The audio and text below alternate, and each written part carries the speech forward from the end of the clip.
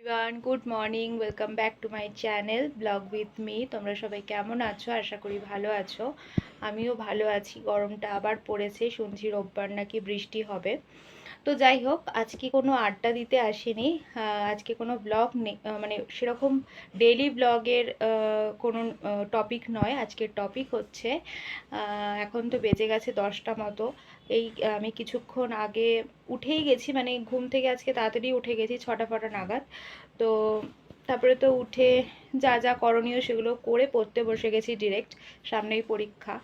তো মা ঘ্যান ঘ্যান করছে ব্রেকফাস্ট করতে করতে, কিন্তু আমি ভেবেছি যে না, আজকে একটা নিত্য নতুন ব্রেকফাস্ট করব। রোজকারের মতো আর ওটস, দুধ বা কর্নফ্লেক্স দুধ খাবো না, বা রুটিও খাবো না। সবই কিছু অ্যাভেলেবেল ছিল, কিন্তু আর ভাল লাগছে না, মুখে চড়া পড়ে গেছে খেতে খেতে। তাই ভাবছি যে আজকে একটা নিত্য নতুন রেসিপি তোমাদের সাথে শেয়ার করি। সেটা কিছুই না, জাস্ট একটা মানে কি বলবো, ভেজের স্যালাড বলতে পারো। এটা তোমরা লাঞ্চেও খেতে পারো, ব্রেকফাস্টেও খেতে পারো। আমি ব্রেকফাস্টেই খাচ্ছি, লাঞ্চে কি করবো বলো, ভেতো বাঙালি, ভাত তো একটু রাখতেই হয়। সে কারণে ভাত খাই অল্প কোয়ান্টিটিতে, আবার বেশিও খাওয়া যাবে না, আবার তেলে ভাজা ভুজিও তো বেশি খাওয়া যাবে না, না শরীরটাও দেখতে হবে, নাহলে স্টাইলটা কি করে হবে বলো। তাই সেই সমস্ত কথা মাথায় রেখে তাই ভাবলাম যে সকালবেলা জীবেরও স্বাদ পরিবর্তনের দরকার আছে। তাই ভাবলাম যে না, এইটাই তোমাদের সাথে শেয়ার করি। তাই যখন ভাবলাম যে খাবোই, তাহলে তোমাদের সাথে শেয়ার না করলে হয় বলো। তো চলো, একটা স্যালাডের রেসিপি দেখাবো। ওটা অবশ্যই আবারও বলছি, তোমরা লাঞ্চেও খেতে পারো, তবে কোয়ান্টিটিটা বাড়িয়ে দেবে। যেহেতু আমি ব্রেকফাস্ট করছি, তাই জন্য কোয়ান্টিটিটা অবশ্যই কমই রেখেছি। আমি ওই ধরো বড় জোর একটা কি দুটো রুটি খাই, তো সেই অনুপাতে আমি কোয়ান্টিটি নিয়েছি। তো চলো ইনগ্রিডিয়েন্টগুলো দেখে নিই যে কী কী এই স্যালাডটা তৈরি করতে লাগছে। এই স্যালাডটা তৈরি করতে কী কী ইনগ্রিডিয়েন্টসগুলো লাগছে আমি এখানে আগে কাট করে নিয়েছি, আর আমি একদম ভেজিটেবল কাট করেই তাই দেখালাম। তো ফার্স্টেই দেখো লাগছে এখানে গাজর, লাগছে লঙ্কা কুচি, টমেটো কুচি, পেঁয়াজ কুচি, শসা, হাফ আমি লেমন নিয়েছি, আর লাগছে হচ্ছে এগ। আমি এটা বয়েল করে পিস পিস করে কেটে নিয়েছি। আর এইটা কি বলতো, এটা হচ্ছে চিয়া সিড। আমি তো রোজ সকালবেলা উঠে চিয়া সিড খাই, তো ভিজিয়ে রেখেছিলাম, তো ওখান থেকে কিছুটা নিয়েছি ফর গার্নিশিং। আর স্পাইসেসের মধ্যে নিয়েছি ব্ল্যাক পেপার, একটু বিট নুন, আর নর্মাল নুন। আর এখানে বলি যে এখানে তো আমি এই সমস্ত ভেজেসগুলো নিয়েছি, তোমরা এখানে আদার্স অনেক কিছু অ্যাড করতে পারো। আমি এখানে ক্যারেটটা নিয়েছি, তোমরা ক্যারেটও নিতে পারো, আবার বিটও নিতে পারো, আবার অ্যাভোকাডোও দিতে পারো। তো আমার কাছে এগুলোই অ্যাভেলেবেল ছিল, তাই আমি এগুলোই দিয়েছি। এবার চলো প্রিপারেশনটা তৈরি করি। তো আমি এক এক করে ভেজগুলো দিচ্ছি, যেহেতু আমি এক হাতেই ক্যামেরা করছি, তাই জন্য আমাকেই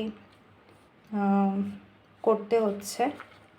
তো আমি সব কিছু একবারে দিয়ে দিচ্ছি ঢেলে।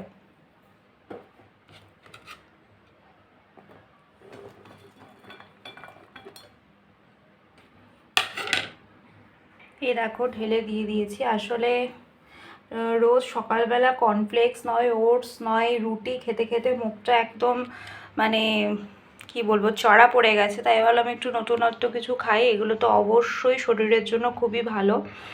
এটা তোমরা লাঞ্চেও খেতে পারো। আমি এটা ব্রেকফাস্টে করলাম, তবে ডিনারটা স্কিপ করাই ভালো, কারণ এগুলো একটু হজম হতে তো সময় নেয়। আর এমনি দুপুরবেলা বা সকালবেলা তো আমরা হাঁটা চলার মধ্যে থাকি, তো এগুলো দুপুরবেলা বা সকালবেলা খাওয়াই শ্রেয়। তো যাই হোক, এবার আমি এর মধ্যে অ্যাড করছি হচ্ছে এগটা, তারপরে অ্যাড করছি হচ্ছে লেমন জুস,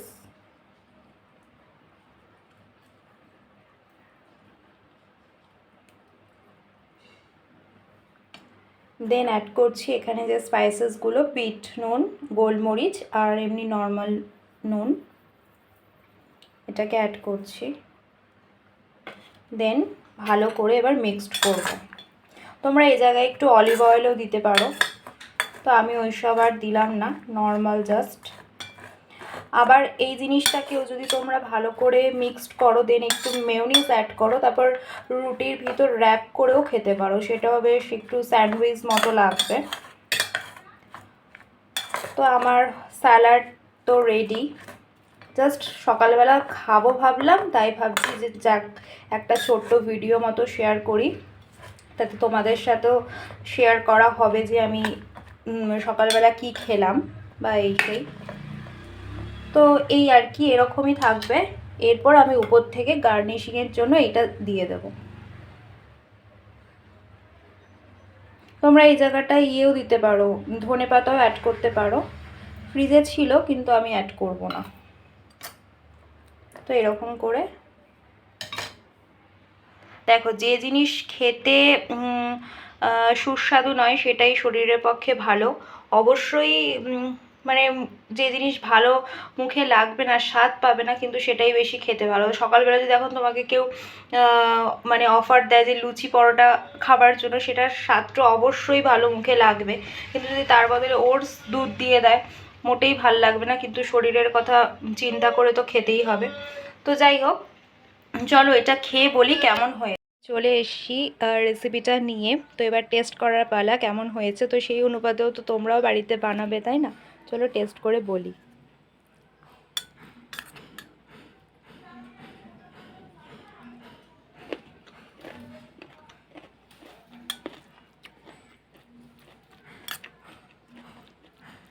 ভালোই লাগছে খেতে, গাজরটা পড়ছে, ক্রাঞ্চি ভাব লাগছে, শসাটা নরম হয়ে গেছে, গোলমরিচের স্মেলটা আসছে, সব মিলিয়ে বেশ ভালোই খেতে লাগছে। যারা এগুলো পছন্দ করো তো তাদের কাছে এগুলো ভালোই লাগবে।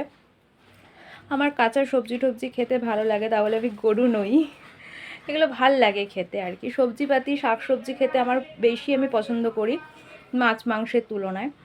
তো যাই হোক, তোমাদের এই রেসিপিটা কেমন লাগলো অবশ্যই করে জানাবে।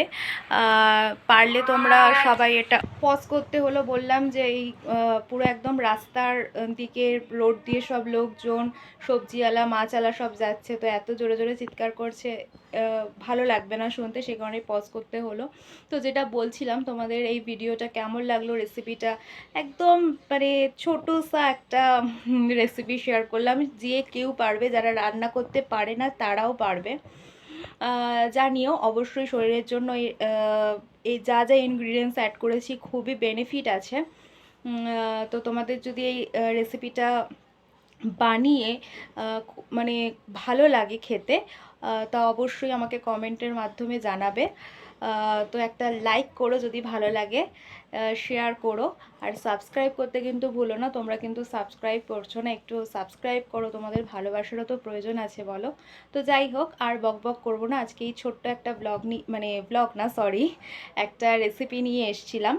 আবার কোনো একটা নতুন ইন্টারেস্টিং রেসিপি বা ব্লগ নিয়ে আবার দেখা হবে। আজ এই পর্যন্তই, টাটা।